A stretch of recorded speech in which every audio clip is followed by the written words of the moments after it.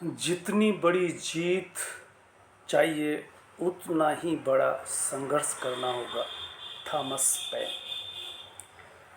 दार्शनिक व राजनेता थॉमस पेन रविवार पाठशाला में हम इनके विचारों से गुफ्तगू करेंगे।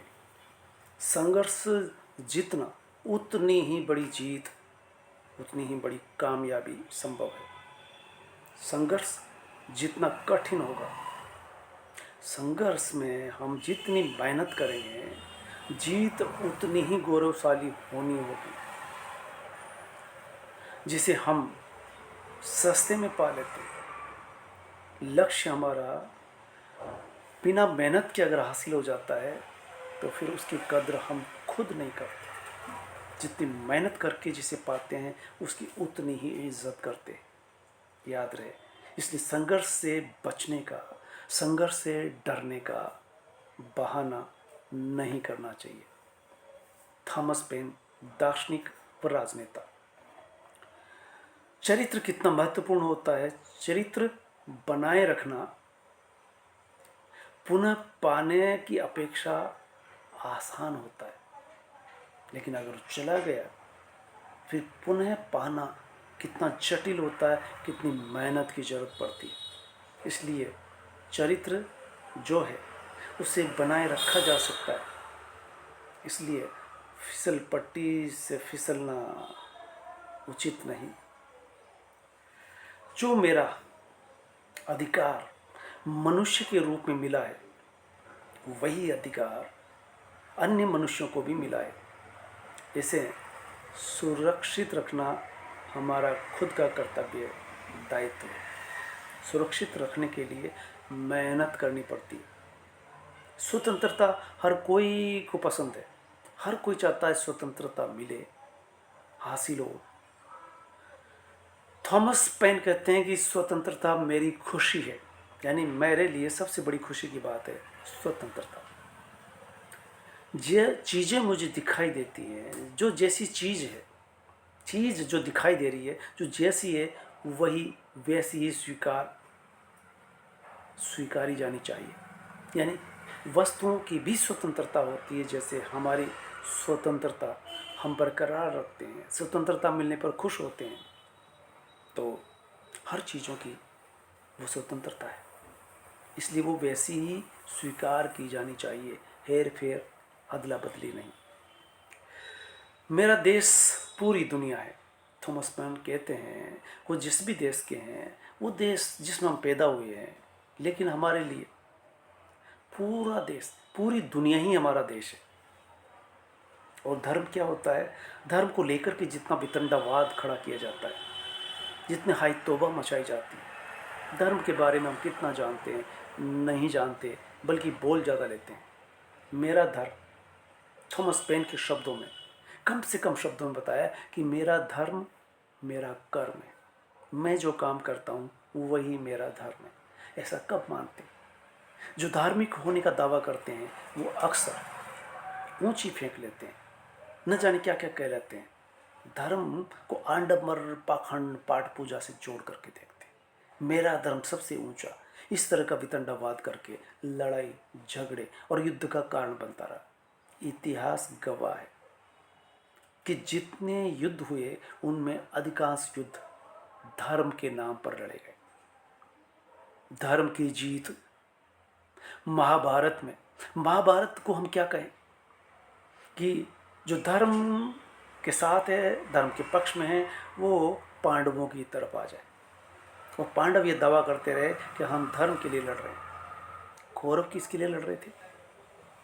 ये घरेलू झगड़ा था। फिर उनके साथ इतने लोग क्यों थे? अगर वो अधर्म के साथ थे, इसका मतलब ये है कि जो जीतता है वो इतिहास को अपनी तरह से लिखवाता है। जीता हुआ, चाहे किसी भी कारण से, कितने ही नियम कायदे पांडवों के हाथों से भी टूटे, लेकिन वो जीते हुए थे। इसलिए जीतने वाले के अनुसार महाकाव्य लिखे जाते हैं, इतिहास रचे जाते हैं। अन्यथा धर्म के नाम पर युद्ध होते रहे, जबकि धर्म हमारा कर्म है। हम जो काम करते हैं उसको पवित्रता के साथ, हमारा जो सम्यक कर्म है वो ईमानदारी से हो, तो वो धर्म है। इसी बात को लेकर के कितनी राजनीतिक लड़ाइयाँ लड़ी जाती है, कितनी उठापटक की जाती है। मेरा धर्म बड़ा है, ऊंचा है, ये गर्व, ये ईगो किसको है? हर व्यक्ति समझे कि मेरा कर्म क्या है, आप कर्म को मत दीजिए। तो ये सब लड़ाइयाँ फिजूल की है। सच्ची ताकत गिरकर उठने में है। सच्ची ताकत किसे कहते हैं? जो गिर पड़ा या जो उठा हुआ है, जो ऑलरेडी ही बड़ा है, वो ताकत की बात नहीं है। ताकत वो है कि अगर गिर गया और गिर कर के उठ रहा है, फिर चल रहा है, यानी सब कुछ नष्ट हो गया, फिर उसे पुनः खड़ा कर सकता है। सच्ची ताकत गिरकर उठने में बताई जाती है। संघर्ष हमें मजबूत बनाते हैं। जब हमारे सामने चुनौतियां आती है, जब हमारे सामने असफलता दिखाई पड़ती है, लग रहा है कि हम हार रहे हैं, उस समय भी संघर्ष के लिए तैयार रहना। हार गए तो हारने को चुनौती की तरह लेना और संघर्ष करते रहना, वो हमें मजबूत बनाता है, हौसले बढ़ाता है।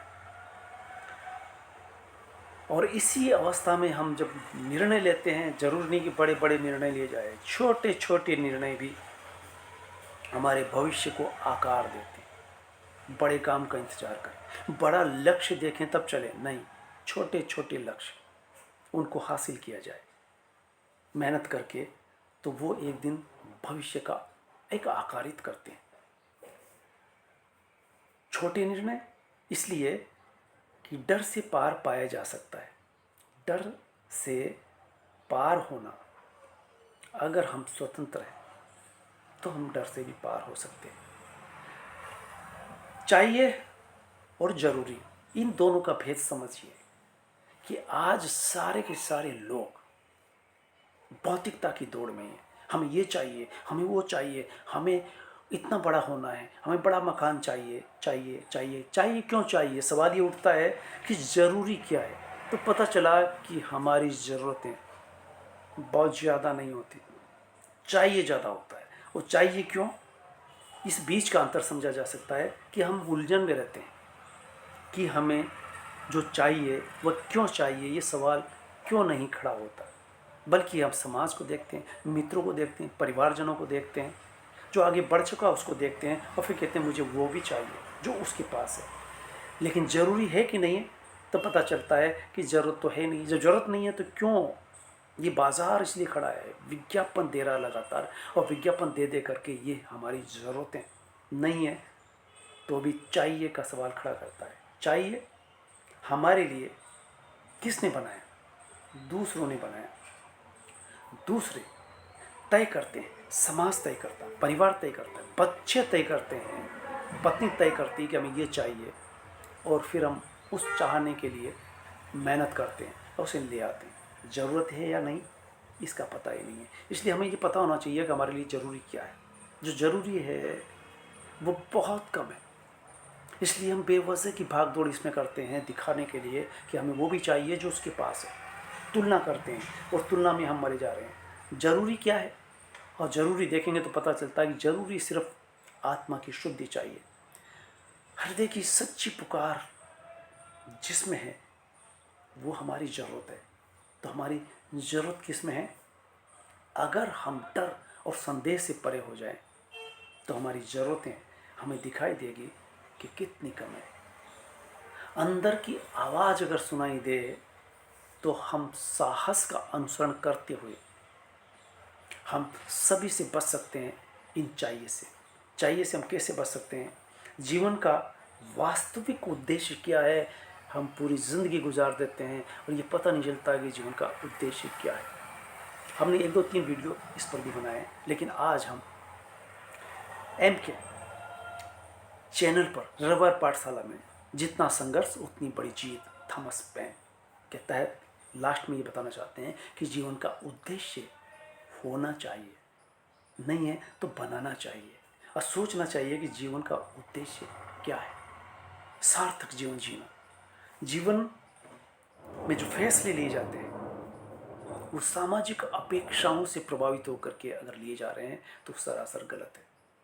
हम समाज की अपेक्षाओं पर जीवन जीते हैं, वो हमारा उद्देश्य नहीं हुआ, वो दिखावा, परिवार, मित्रों और समाज के दबाव में हम बहुत सारी चीज़ें करते हैं और दिखावे में अपने आप को झोंक देते हैं।